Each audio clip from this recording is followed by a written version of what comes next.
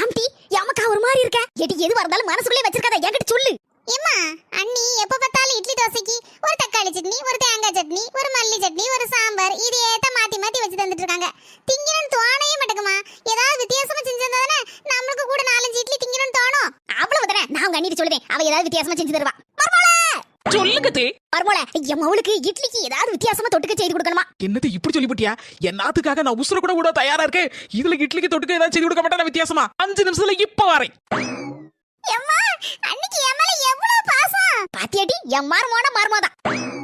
அண்ணி, 7 ஜென்மம் எடுத்தாலும் எனக்கு நீங்க தான் அண்ணியா வரணும். சரி, 2 பேரும் அழுது உருண்டது போதும். புது வகை சட்னி எப்படி இருக்குன்னு பார்த்து டேஸ்ட் பண்ணிட்டு சொல்லுங்க. மர்மோள, புது வகை சட்னி பார்க்கவே பளிச்சுன்னு இருக்க. தின்னாலும் சூப்பரா அடிபொலியா இருக்கும் போல இருக்க. என்ன சட்னி மர்மோள? அழகான டேஸ்டான அரளி விதை சட்னி. அம்முக டும்முக அமால் டுமால்